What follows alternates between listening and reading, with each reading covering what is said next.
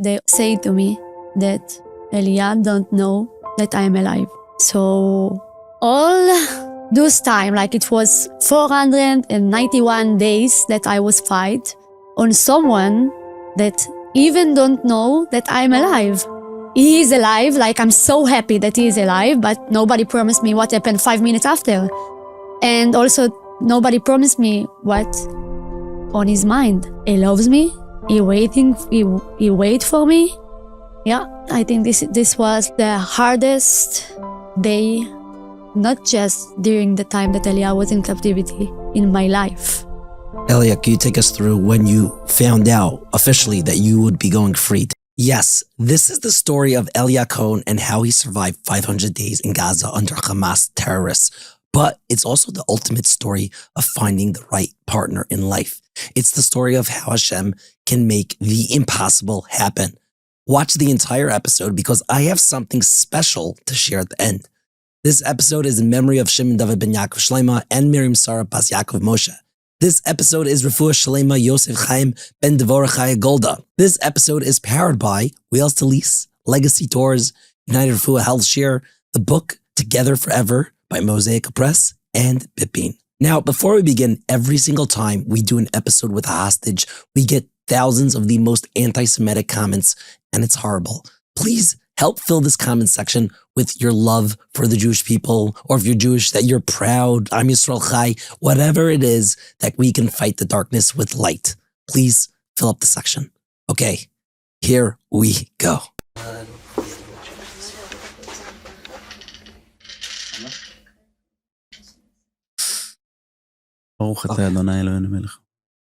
Amen. Eliya, Ziv, thank you so much for doing this. Of course. So we're going to get right into it. Well, give us a little description. What was life like for each of you? Maybe your relationship like before October 7th? So we had a very regular relationship. Like every relationship in the world, we love to travel. We work together. We live together in Tel Aviv, and actually we try to save money to build house together. Yeah. Well, I think that we had and still, but we had a beautiful relationship before. We were best friends before we were a couple. So, yeah. Okay, so I hate to take us there, but tell me about October 7th. What was it like for each of you? Actually, on October 7th, we were in birthday party in a restaurant, good food, good friends, music, until we get a phone call from Elkanah Buchbut. He was a hostage also in Gaza. He was one of our best friends. And he told us, please guys, I need you. This is the party of my life. Please come with me. Please come to my party.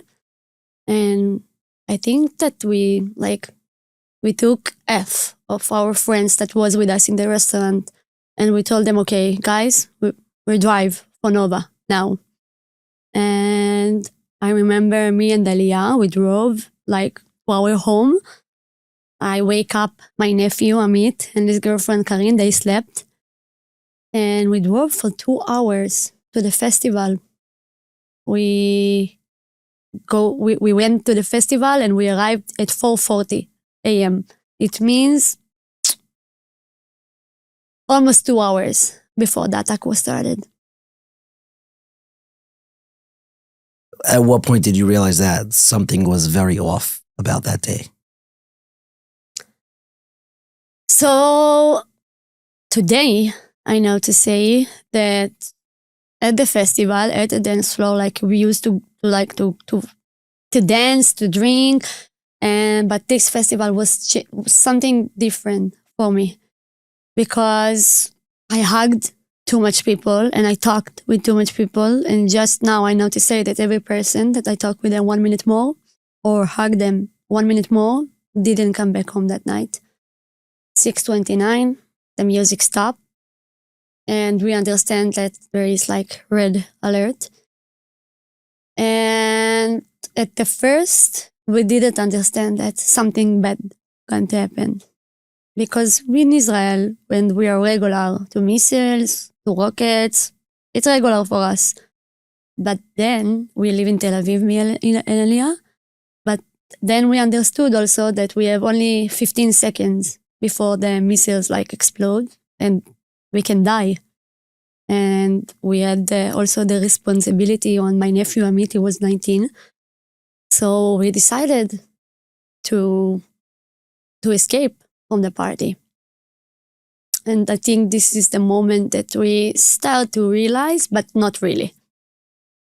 And how to be that Eliya that you at the end got captured and Ziv that you made it out? Like, at what point did you guys get separated?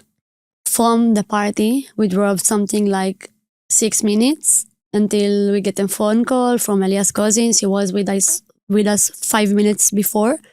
And she told us that somebody shoot on her car. And I remember myself look at Eliya and I told them, no way. Maybe she's high. Like before 5 minutes ago, we were in the party, everybody high. Maybe she took something. Yeah, maybe she took something. And then like I told to Eliya, okay, let's stop our car and that's it. And we stopped in a bomb shelter near bus stop. And it was, if like people don't know, it's small room without doors, supposed to protect you only from missiles. And in the shelter, when the terrorists arrived, we were inside packed, like together, 29 people in a place that can only fit maybe 10 people. And when the terrorists arrived, they started to attack our shelter. They throw grenade after grenade inside. When the first grenade was exploded inside the shelter, it's like murder of the people in the entrance. At that point, Eliya took dead bodies and he covered me and them. It's probably what's saved my life. And after that, it's like grenade after grenade. They shot inside. Eliya got shot on his leg. And that last thing that I remember, that he was screamed on the shelter. And I told them, Eliya, you will be okay. And I lost my consciousness. The next thing that I remember, that's myself.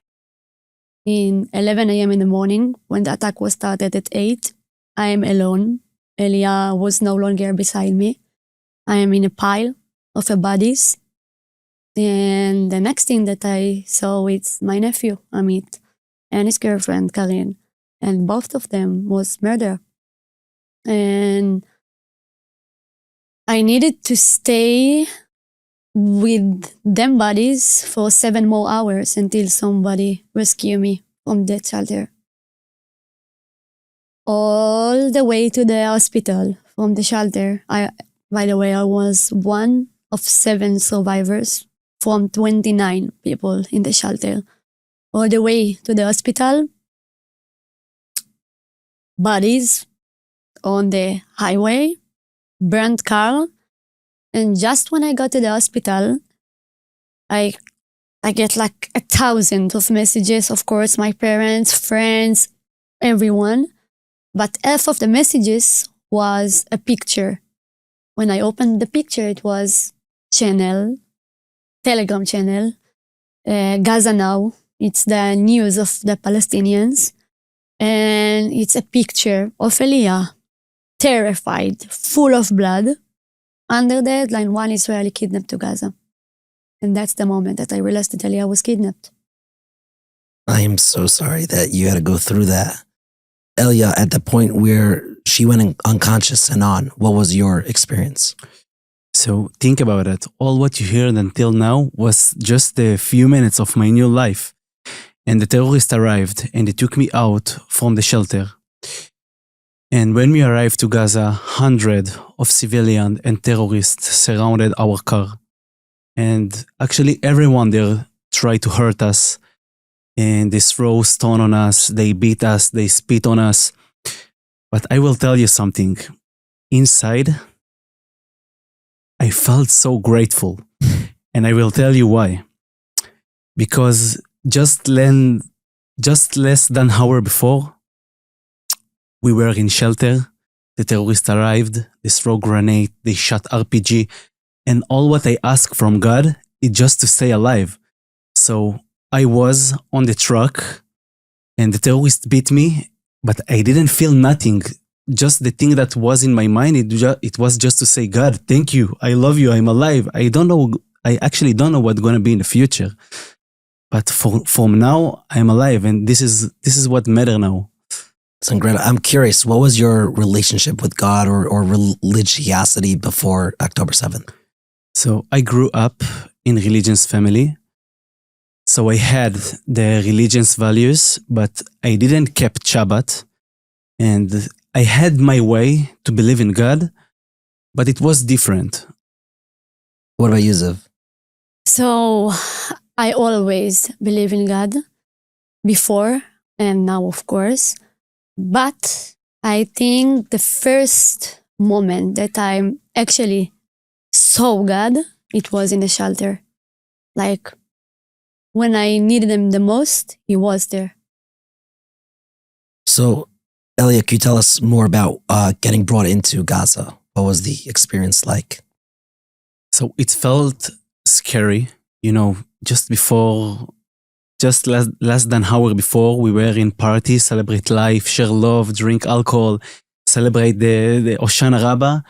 And then I'm there and it felt really scary. But also, I told you, I felt grateful because I'm alive. Did you know where Ziv was at that point? Or did you think she was alive?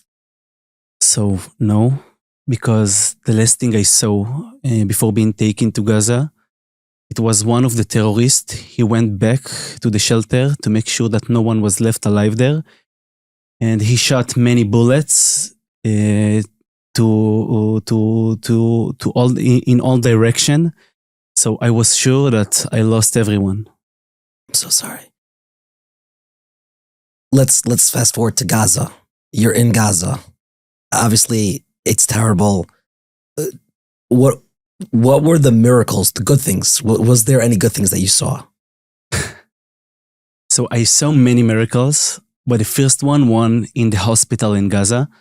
The terrorists hid me in some changing room and they dressed me as a woman. And one of the terrorists came to me and he told me, outside everyone want to kill you. And we heard them outside.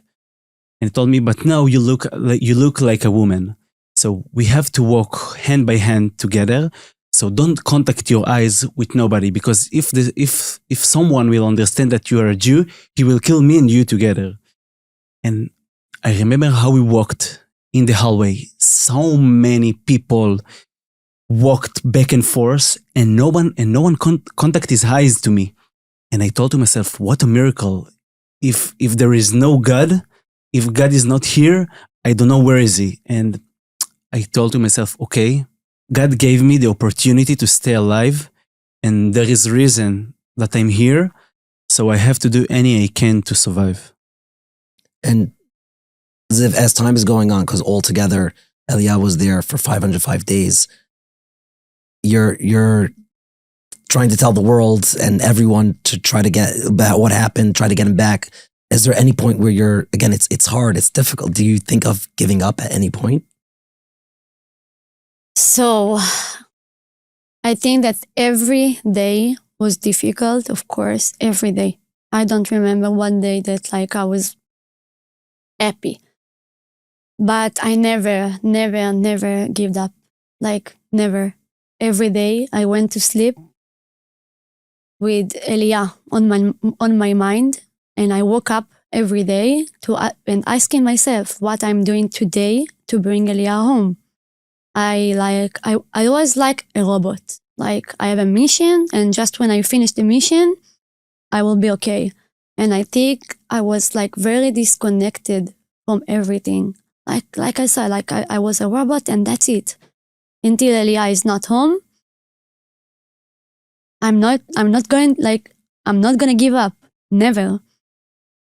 Eliya, you were there for a long time, but were you ever at a point with another hostage?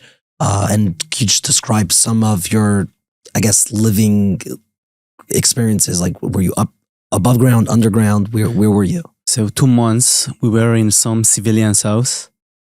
And after 2 months, they took us to tunnels. And we spent 1 year and 2 months in tunnels. And we move a lot.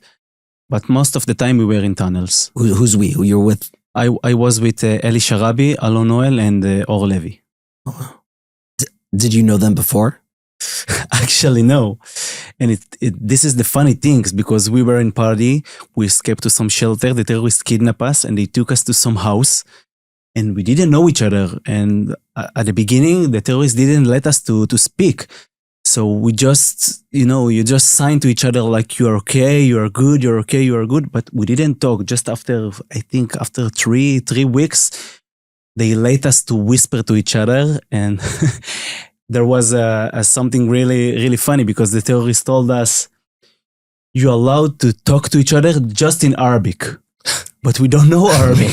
So we start to fight with them about this. And after something around a week, they told us, okay, you can speak, but just in English, because we want to understand any you talk.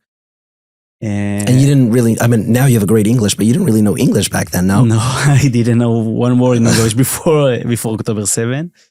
This is the gift I got from Gaza, actually, because I met Hersh, Goldberg, Polin, Hashem Yikom Damo. And before he left, he gave me a book in English. And at the beginning, I looked at the book he gave me, and I told him, Hirsch, what are you going to do with it? I don't know one word in English. And Hirsch told me, Eliya, just keep it. You don't know what's going to be in the future. And the time passed, and the time started to be really difficult. And I looked at the book, and I told to myself, I have to build a life routine. I have to build a life routine because I have to survive. I choose life, and I have to do any I can to survive. So I have to spend my time. So I took the book and I started to read it. And if to be honest, at the start, I didn't understand nothing. Like I read it, but nothing was matter. But then I asked the friends who held with me, who can help me. I wanna learn English. And they told me, of course, ask us any you want. And any word that I didn't understand, I asked them what this meant and what this and what is compared, what is compromise, what is all the word. And I learned 2,400 words. And we sat every night and we managed conversation in English, in whispered. And see me now. I think I good. Yeah, no? you're great. Professional. I think I good. Better than me. You're both great. I'm curious, what was the book? Do you remember the title of the book? Yeah, the name of the book was Shadow and Bones of Leah Bardugo. She's Jewish. She's actually. Jewish, British Jewish. Yeah. Did you reach out to her? Is she alive still? So I tried to send her a message, but she didn't answer. So God. if you hear us, So if you hear us, Yeah. we are here. That's so cool. Wow. That's incredible.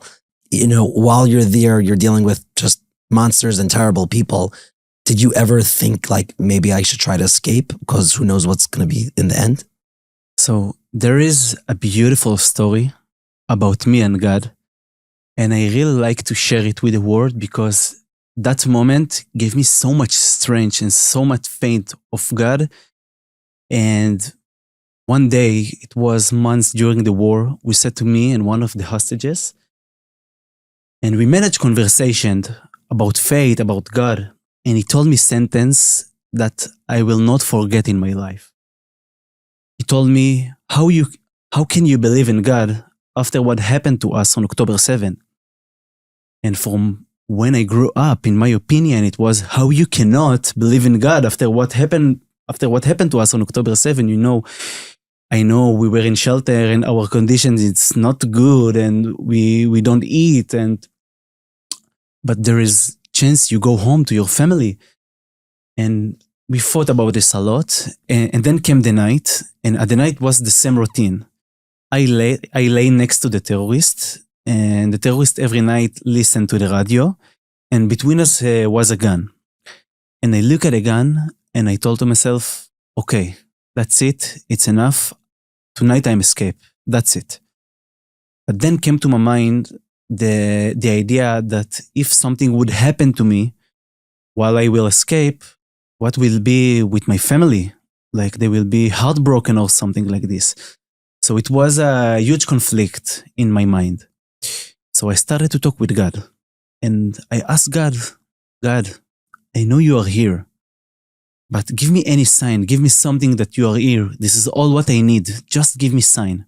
And after 10 minutes, look, I talk with you and all my hair. Goosebumps. After 10 minutes, the radio suddenly changed to Radio Darom. It's Israeli channel. And I heard Omer Shem Tov mother spoke about her kidnapped son. And I hear Benny Kant spoke about the war, what happened on October 7. He said that on October 7, we lost 1,004 other people who murdered there. And in Gaza, there is 250 hostages. So it was a huge sign for me. And I told to myself, okay, this is the sign that I look it for. I have to be more restrained and more patient. God with me. Eliya, everything is going to be okay. He was with you. He was. He always. Always. It's really beautiful. This episode is just heating up, but before that, let's talk about Wheels to Lease, the smartest way to get your next car. A car can easily become one of the biggest unnecessary expenses, and if it's not priced right, could be even worse. Between hidden fees, inflated lease rates, and confusing terms, people end up overpaying by thousands. And that's why I always tell people, skip the dealership and go straight to Wheels to Lease. They know the market, they negotiate the real numbers, and they get you the best possible deal. You tell them the car you want, they find it, secure the pricing, handle the paperwork, and deliver it straight to your door. No haggling, no games, just real savings. Whether you need a luxury SUV, family van, or your first lease, Wheels to Lease makes the whole process simple and honest. And every month they have specials. So go ahead and check out their specials this month. You give them a call at 718-871-8715. You can send them an email at inspire@wheelstolease.com, or you could go to the website at wheelstolease.com/inspire. Of course, if you want to send them a WhatsApp, you could directly contact Sal and he will take care of you. Link in the show notes. Now, we're going to be right back to the episode, but I want to tell you something amazing. My brother Eli was very interested in learning about a particular organization which is said to have saved Klal Yisrael tens of millions of dollars. So naturally, Eli, being the curious George that he is, he reached out to the organization's CEO and said, is this for real? And the answer, after extensive research, is yes, kosher money approved. Eli ended up sitting down with Rabbi Moshe Katz of United Refua Healthshare to find out what a Healthshare even is and why people should care to learn more. And no, it was not a paid episode, because at Living L'Chaim, there's never an opportunity to pay for an episode. If you're great, we'll have you on. And if you're not great, you can't pay us anything to be on. Wildly, the episode across all the Living L'Chaim platforms has resulted in tens of thousands of views and listens, causing the phones at United Refua to ring off the hook and their inboxes to flood. Props to all of you for inquiring with them. Now, United Refua wants us to keep pushing the message in a commercial, which is what I'm doing right now. Yes, this is a paid ad. For many, a health share makes so much sense, and you can potentially save tens of thousands of dollars every year when compared to other healthcare options. Keep more in your pocket for Simchas and your family's priorities. It's totally normal to have questions, which is why I encourage you to listen to the Insightful Kosher Money episode where Rabbi Katz answers those very questions. The link to the episode and United Refuah's website is in the show notes, so go ahead and inquire away. Ziv, out of the 505 days, what was the worst day for you? Like I said before, every day was difficult. Every day was a hard day.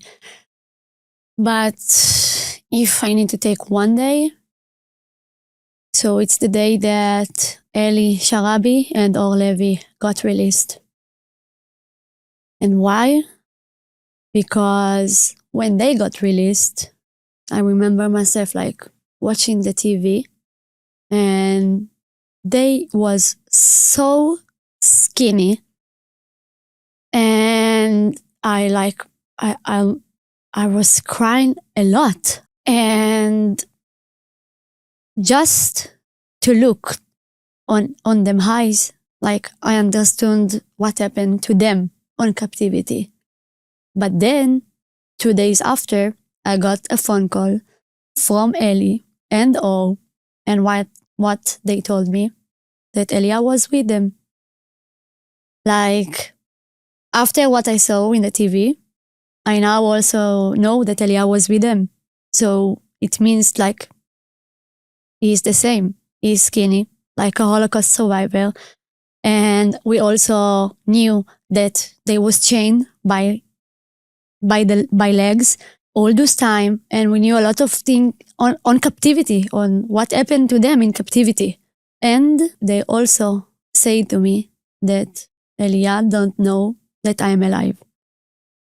So all those time, like it was 491 days that I was fight on someone that even don't know that I'm alive. Like, you're gonna, like, he is alive. Like, I'm so happy that he is alive, but also, like, nobody promised me what happened 5 minutes after. And also, nobody promised me what on his mind. Like, he loves me. He wait for me. Like, yeah, I think this was like the hardest day, not just like during the time that Eliya was in captivity, in my life. Eliya, can you take us through when you found out officially that you would be going free? Did you believe them? Did you? So, if to be honest, I didn't believe them. You know, we were in terror organization and they told us a lot of time, tomorrow you go home, in 1 month you go home. So I didn't believe them. I was patient. I believed that something happened and there is still hostages, but I tried to stay cool and, you know, like, I don't know, if yes, it's good. If not, I know how to deal with it. It's unimaginable being captured for 505 days. When you were finally getting out, I know you're blindfolded, but like the first breath of fresh air, could you just describe that moment, that feeling? I started to cry when they took me out from the tunnel for the first time, and I hear the sound of the street, and I breathe a new air. That's the moment that I realized it's gone, it's over. I go home, and I really cried because it touched me. It was moving because I was so much time under the ground and so much time with no food, with no water, with no light, with any kind of conditions. They didn't let us to change clothes. They didn't let us to get shower. We were so dirty and stinky. And then it felt like the last second of this nightmare. And something that I heard that you were with Omer Winkart and Omer Shem Tov, and you actually got them to sing Shir Mala. Like you were. Oh, so you heard about the story. Good story, by the way. Actually, yeah, it's a great story because we stood out of the tunnel for the last time, and we knew that it's the last time, and we were covered by our eyes, just waiting for the car who was supposed to take us to the stage. And I felt so nervous because I knew that's the moment that I go to meet my destiny. Because I knew so many people on October 7 on the Nova Music Festival. Just to compare it, from 400 people who murdered at Nova, 48 people were my friends. So think about it, how many people I knew, and you know, I felt so nervous and it just get out of me. I started to sing Shir Ma'alot because I wanted God to be with me. So I started to sing Shir Ma'alot, and then Omer and Omer joined me and we singing together. And the terrorists tried to tell us, be quiet, and we singing louder and louder. And it was so powerful because we felt so Jewish in this terrible place. And it gave us so much strength to continue. And see us now, we are here alive and smile. I love that because like we all hated these terrorists so bad. So like the fact that you could like get like sing it in their face and like we punched them in the belly. Yeah, we punched them in the belly. That's amazing. Okay, so could you take us through when you first got into Israel? You're good. At what point do you realize that Ziv is alive? Like, take us through that.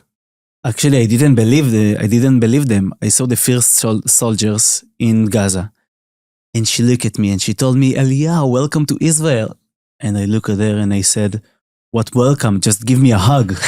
No one hugs me for 1.5 years. Give me a hug. And she told me, your parents will wait for you in Kibbutz Reim. And I looked at her and I said, okay, it was expected.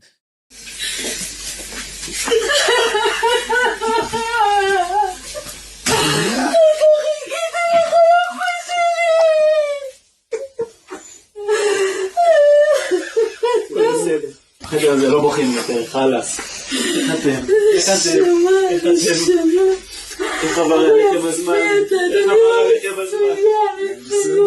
כל מה חיכיתי לכם. And then she was so confused, and she looked at me and she told me, and Ziv will wait for you there also. And I look at her, and actually I didn't believe her, so I told her, it doesn't make sense. I think you're confused or something, because in fact, I saw terrorists return to the shelter. They shot a lot of bullets in all directions, and it doesn't make sense. And she told me, Eliya, I don't know how to tell you that, but she survived under all the bodies, and she fought for you for 505 days, and she did so much things for you, and she will wait for you there in Kibbutz Reim. And I look at her and I tell her, without photo, I will not believe you. So she put out the phone and she opened Instagram and she saw me pictures of Ziv during 505 days. And I look at the phone and I tell her, wow, I have a gorgeous partner. Huh? And she told me yes. And all the way to Kibbutz Reim, we yelled, yes. And me and Homer hugged each other. And he told me, Eliya, she's alive. Can you believe it? And it was so special moment. And I think it was the best thing of my life, because all the prayers that I ask from God answers. This is all what I wanted. I ask God every day. I pray a lot. I went to the corner of the room every day. And I told to God, this is all what I want in my life. Just kept my family strong, and please give me this opportunity to fix my relationship, to be with Ziv, to get married. I bought a ring and I want to propose her. This is all what I want. And then the question was answered. So this is all what I asked from him. And it gave me, it's something I can put in a word. It's incredible because like God could do anything. Yes. And you're living 505 days, unfortunately thinking that she was killed. And then it is a miracle that she's alive. Of course. It is a miracle. I have good story also from the shelter. 2 weeks before October 7, me and Eliya work together in the same office, and every afternoon we go to eat together. So we went to eat, and then some old women gave me a sticker of Rabbi Nachman. And I look at the sticker, okay, what I'm going to do with the sticker? I took the sticker and I put on my phone. And think about it. Chaos, completely chaos in the shelter, bodies. It not was even a bodies, it was a part of a bodies. And when I wake up, after I lost my consciousness, on my hand was a phone, and my hand was stuck with all the bodies. So I told myself, okay, I can't lose the phone. He's on my hand and I need him. So I start to, to do it like that, to move my hand to try to get my phone. And the first thing that I saw, it's the sticker, and the sticker wrote on the sticker, Hashem love you. And surround me, just bodies. And like you said before, Hashem, God can change the destiny, and that's what he did. And I always believe that if I'm alive, I know that we are soulmates. I knew that if God wants, we will be together. Everything in the world has a reason. Yeah. Everything. That's so amazing. Ziv, what was how to feel to see him for the first time? Wow. Wow. I was shocked. I hugged them, and I just I remember it was so skinny, and I didn't want to leave him. And I remember that I just do this, and is this real? Real? To understand that this is real. I don't know. I didn't believe. I think I'm not. I always told Eliya, until now, I'm looking at them and I told him, you really was there? I'm watching the release, one in a month, and I can't believe that you was there. It's crazy. It's crazy situation. but it's a miracle. I think that we will always appreciate what we have now. And Mazel Tov, you guys are getting married. Finally, finally it happened. Yeah. You know, Thanks God. well, was there a pressure like right when you got out? It's like, okay, now we're getting married, or No. There was no pressure. I knew and she knew that we need to do that. But we have waited to our friends who were still there. And when the last deal hostages happened, I knew that this is the time that I'm supposed to do that. And if nobody know, before October 7, I bought a ring and I had to propose her just 1 month after October 7. And it was so special to do that because it was our victory. I promise you, it felt a real victory because we did it in the land when the people try to occupy us, try to kill us, kidnap us, at the land when all our friends were murdered, and we did it there, and it felt so powerful to do that. And this is our victory, to get married and to build family. Yeah, on the same land, like that people want to break us. that's really special. Now, I want to tell you about a trip I am not running, but one I personally believe is the best Jewish trip on planet Earth. Legacy Kosher Tours is taking an extraordinary journey to amazing Argentina, and I have had close friends go on legacy trips. I have seen firsthand the level, the care, the depth, the experience are simply unmatched. And this trip starts in Buenos Aires, home to the largest Jewish community in Latin America. You will explore historic neighborhoods, visit iconic shuls, and stand at the AMIA Jewish Community Center, feeling the resilience and strength of Argentinian Jewry. From there, the journey moves to Patagonia to witness the jaw-dropping Perito Moreno Glacier, I'm for sure butchering how to pronounce that, and then to Iguazú Falls, the most powerful waterfall system in the world.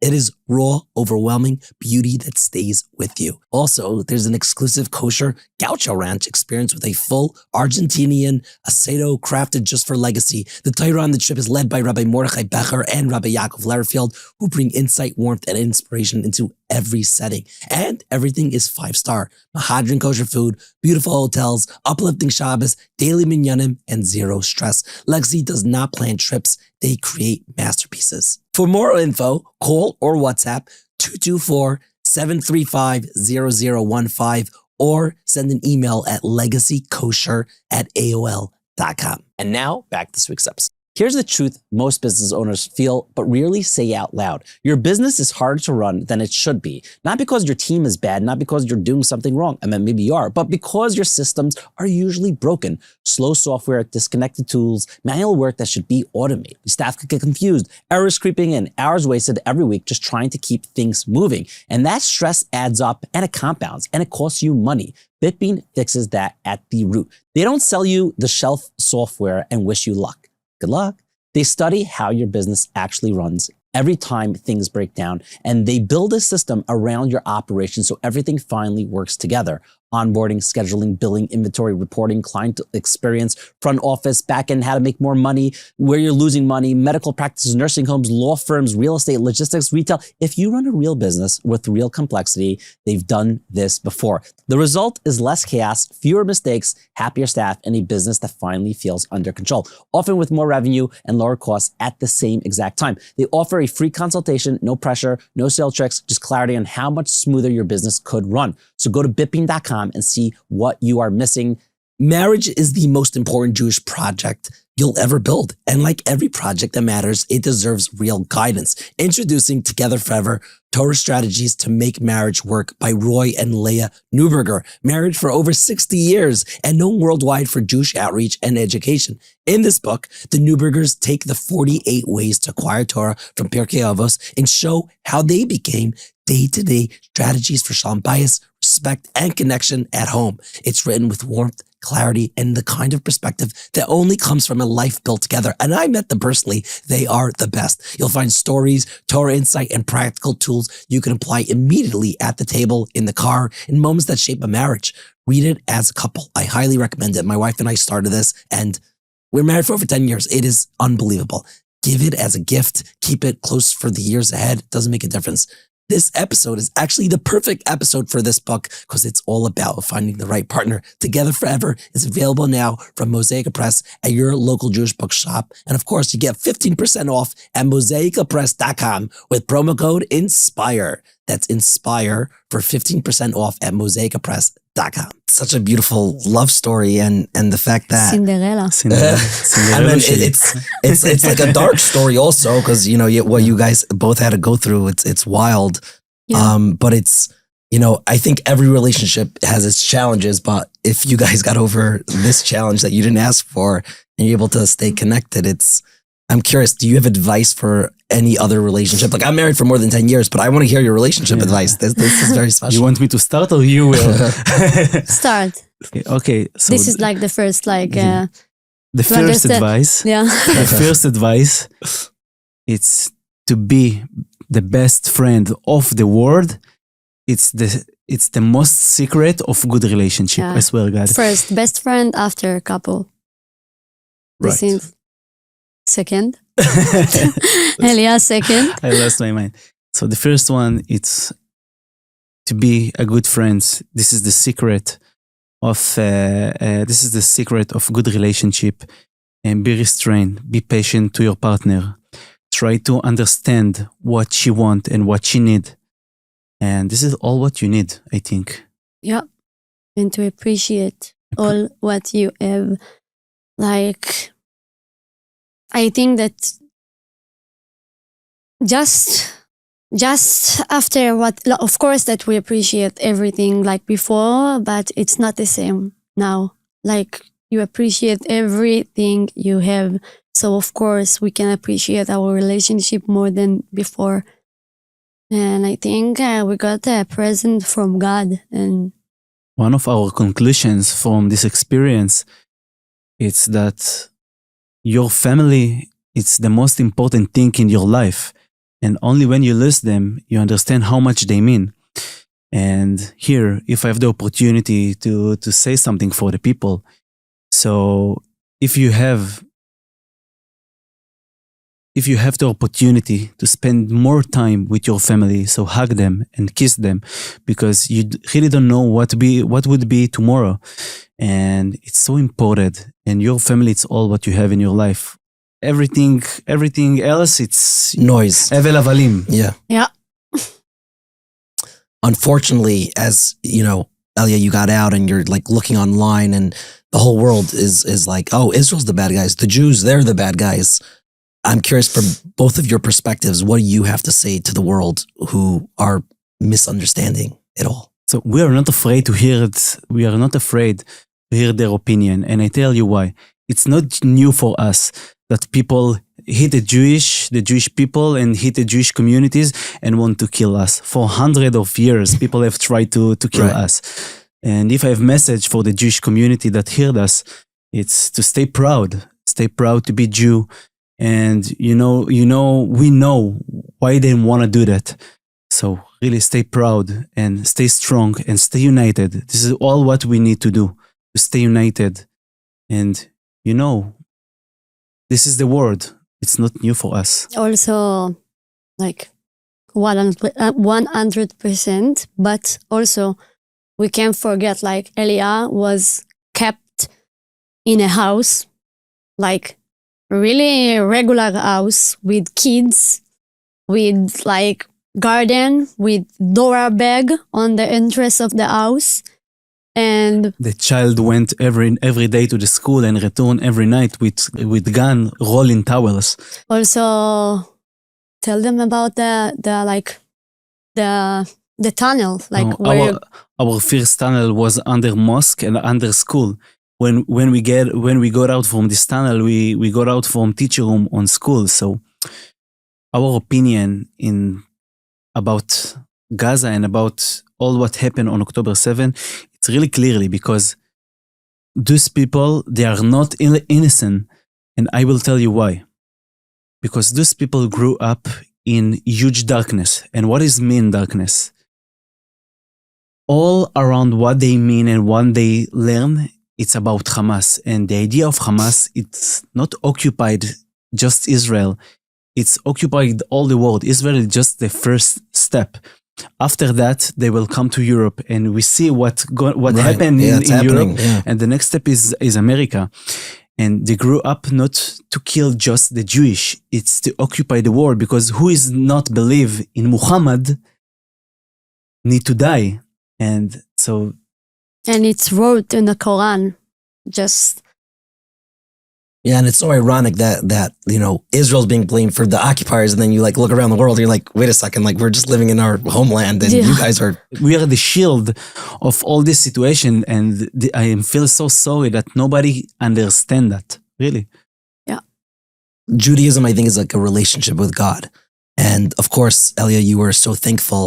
But were there moments, maybe when you're in Gaza, or maybe after, when you're thinking back, that you're, I don't know if we're allowed to be upset at God, but maybe you felt it. Did you ever feel like, come on, God, why did you put me through all of this? Of course, this idea came to my mind, but I knew that God has a plan to everyone. And what does mean He has a plan to everyone? I believe that God planned your way. Okay, He planned your way. And this is what God wanted. God wanted us to be a separate. He wanted me to be a kidnapped. But also, if you are looking for the good, you will find it. So I looking for the good. I told to myself, okay, he chose me to be a kidnap, but he didn't chose me to be a murder guy. So it's a good thing. So I didn't feel upset about God, because I knew this is what He want. This is what God want. And I believe in like blind. Yeah. Blind faith. you can tell the story about the epilepsy, like how God planned your way. So like I said before, I believe in blind in God, and God has the way to plan your life, to plan your destiny. And I have a good story about me. 2 years before October 7, I was a producer party, same like Nova, and we did huge festival at the north in Israel. And there I get epileptic attack for the first time. And I went to the hospital, and I was with really hard situation. And from as soon as I woke up, started to happen to me many of bad things. I got out from the hospital. And me and Ziv did the accident. I reached house, and my grandfather was die. And happened to me so much bad thing. And I asked God, why? God, why? Why you do that to me? Why you do that to me? And when I was kidnapped, I lay on the floor, and I said, okay, it could happen just to me, because everything in the world happened just to me. But I asked God, why? Why it's happened to me? And then I released, and I told to my mother, Mom, why me? Why me from 33 hostages? Why me? And she took out page, and on the page wrote that I got epileptic attack. And she told me, Eliya, because you got epileptic attack 2 years before October 7, you were on the list. And Because it was a humanitarian list. So God planned. So I didn't realize why God did it to me, like why I got epileptic attack. This situation released me from the worst moment of my life, to be in Gaza, to be hostage. So God has a reason to everything. Wow. Yeah. That's incredible. After you go through this, both of you go through this from different perspectives, but like, what's your biggest challenge today? Because you're still living, you still have life, and Listen, I think both of us have PTSD, and every day it's difficult, and we have happy days and we have difficult days, but we just learn how to live beside the pain. And that's what we are trying to do. And I think that also we have a mission now. And the mission is to do to make achdut around the world, to make people united, all the Jewish communities and all the Jewish around the world, And we shared our story, and we share always our story around the world and in Israel just to do it. So I think that like that we have a mission now. So it's like we want to stay alive after all what happened. We choose life. תגיד את זה. We choose life. And you know what? What our mission is to explain that what happened to us on October 7 could happen to everyone in the world. You know, we were in shelter and the terrorists arrived and they murdered everyone. We were American, we were Israel, we were Muslim, we were a lot of people. So our situation could happen to everyone, and this is our mission. And to travel around the world and to unite the Jewish community around the world. It's gave us strength to continue. And I think we are like the tree. If you cut the tree will continue to grow. So we are it's same like us. We got attacked, we got a scar, but we want to live and we choose life. So we start to grow. Same like tree. I know we only discussed maybe like 1% of Eliya. You have a bestseller book. Right now, I know it's in Hebrew and you're working on the English edition. Mm-hmm. But for those who, I don't know, maybe tease it a little, because I think every Jewish home needs, or non-Jewish home, because we have non-Jews watching also, they need to get your books. Just tell them about the book. So I released the book. Now he's in Hebrew, but I translated it to English. His name is Mufawadat. Mufawadat in English, it's negotiation. And why I call it negotiation? Because there, in the tunnels, I did a lot of negotiation with myself, with God, with the terrorist. So I spoke a lot about this and what is meant to do negotiation with God, what is meant to do negotiation with the terrorist. And I think the most important thing in this book, it's not because it's not because it's hard story. It's about faith. It's about love. It's about how people can deal with situation like this. And for me, it's so important because I want to give strength to people. I want to give people chizuk be'emunah. And this is all the mean of this book. Yeah, also not just with this situation, because like we pray that nobody would, like, it's not happen to nobody, but like in every situation you can handle, if you handle with the situation, right. So everyone can. It's like if I get through all this, everyone can go through everything. I am here, alive, free, and smile. And this is the most important thing in this book. Incredible. We're going to link the Hebrew book down below. And when the English one comes out, we'll also update it so people can buy in Hebrew, English. Highly recommend people buy it. And I know last night you guys just spoke in a synagogue and you're speaking all around the world.